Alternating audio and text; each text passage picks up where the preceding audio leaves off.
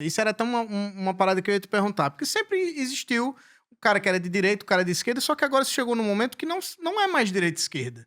É o perigo iminente de um possível golpe militar, sabe? Um governo autoritário. É o contra e o a favor agora. Exatamente. E a gente precisa de uma frente ampla contra isso.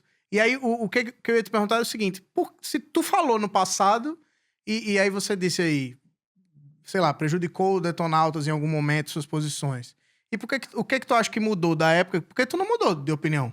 Tu continua tendo a mesma opinião. Não, continuo tendo a mesma... Eu sou uma pessoa democrática. E o que aconteceu? Por que foi ruim tu ter falado naquela época e hoje não é mais? O que tu acha que a sociedade mudou de pensamento pra te enxergar de um jeito diferente? Cara, eu acho o seguinte, por exemplo, eu sempre falei sobre política. Eu não falo sobre política desde 2013, quando teve a Primavera Brasileira, que a galera foi pra rua, todo mundo lá, tipo, estamos contra tudo isso que tá aí, né? Eu sou um cara que eu fiz Ciências Sociais no FRJ, em 97 eu entrei na faculdade, em 98 eu saí, por conta da greve, da coisa toda que acontecia naquela época, naquele governo. Depois o Detonautas entrou numa viagem meio de cantar umas coisas que eram mais engraçadinhas, etc, bababá, mas aí quando o Detonautas grava o primeiro disco em 2002, já tinha uma música que chamava Ladrão de Gravata, a gente abordava isso nos shows, e a forma como eu abordava não era a forma mais adequada, vamos dizer assim. Então isso começou a criar um estigma da minha imagem. Né? Eu era o cara que, tipo, lá vem o Tico Santa Cruz. Fudeu, cara chato. Então, isso é muito negativo para um artista, porque ao invés das pessoas te receberem te humanizando, as pessoas já te pegam e te colocam numa posição de estigma. Lá vem o cara encher o saco. O cara então, fica rotulado aquele estigma. cara ali. É o cara chato que vem falar de política. Porque ninguém falava sobre política naquela época. Porque o Brasil era um outro país, eram outros interesses, outras questões. Enfim...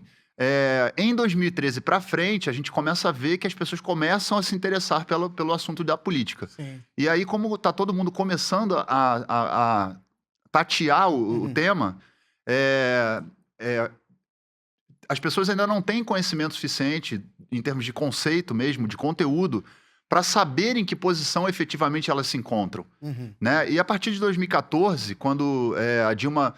Vamos colocar aqui que a Dilma e o Aécio, não foi uma escolha difícil votar na Dilma. Eu já conheci o Aécio. Eu nunca tinha votado no PT na minha vida. Eu sempre fui anarquista, cara.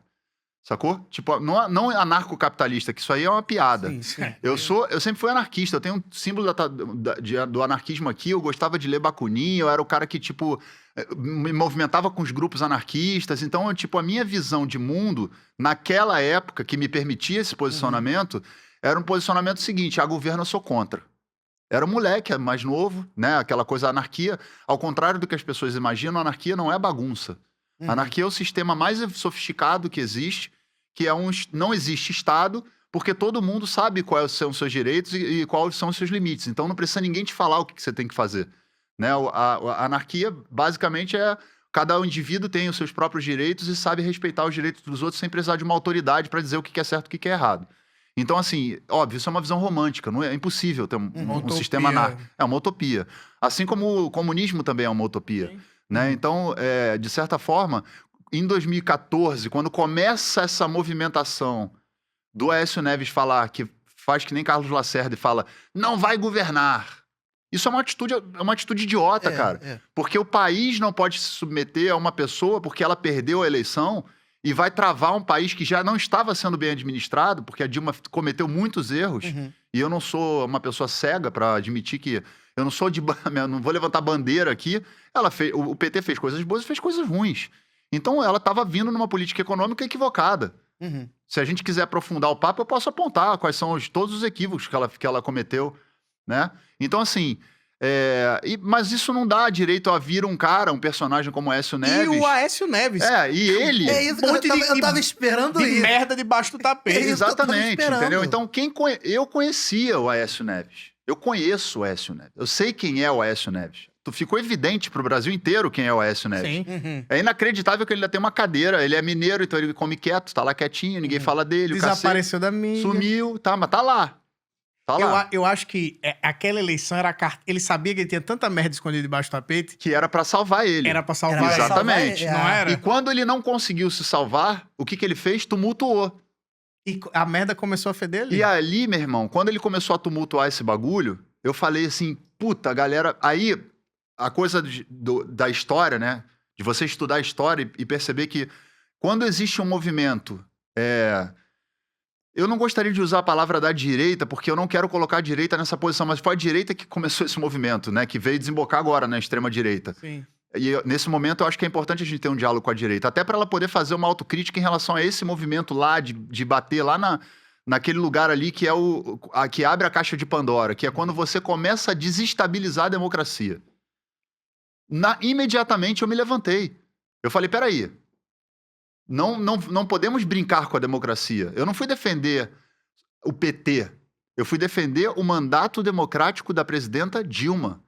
Que por mais coisas erradas que ela tivesse feito naquela época, não era passível de ser retirado por conta de uma pedalada. Que nunca foi crime. Né? Que, porra, não é justificativa para o impeachment. Por mais que as pessoas venham dizer, não é justificativa. Tanto não é que depois legalizaram a pedalada. Foi só ela sair. Exatamente. Então, assim, vamos tirar toda a poeira da história e sair do olhar do ódio e vamos buscar a razão. Porra, bicho. Boa. Os caras chegaram ali, tinha uma presidente que foi eleita. Ok, o Brasil não estava satisfeito, não tem problema, cara. Cobra. Faz as manifestações. Aponta qual é a direção que a gente vai para que lugar a gente vai. Botar uma camisa da seleção brasileira e dizer que é contra a corrupção, tava lotado de bandido ali no meio. Entendeu? Não tinha uma pauta. Contra a corrupção todos nós somos. Cara, o cara do kit gay, tu viu isso? O cara que inventou essa história do kit gay foi preso. Ele tava nas manifestações com a Camisa do Brasil, foi preso por distribuir pornografia infantil. Uma porrada de pato amarelo, tá entendeu? Vendo? Foi preso. Um monte dessa galera que botou a camisa. Então, assim, vamos também entender o lado das pessoas, pra gente poder também fazer uma avaliação justa. As pessoas também estavam incomodadas, a economia não estava bem. Né? Quando começa a mexer no bolso, as pessoas começam a sentir. Né? Porque na época do Lula, por exemplo, teve um mensalão. E não houve essa mobilização toda. Por quê? Porque o país estava estabilizado, a economia estava bem. Boa. E isso não justifica, por exemplo, que tenha um mensalão. Tem que ser investigado, tem que ser observado quem foi que fez merda, o caralho punido dentro de um tribunal imparcial, que isso é o mais importante, né? Que a gente siga as regras democráticas, republicanas. E aí, meu irmão, quando a gente está falando disso, a gente tem que entender o seguinte, naquele momento ali em que começam os problemas com a Dilma, não eram com a Dilma.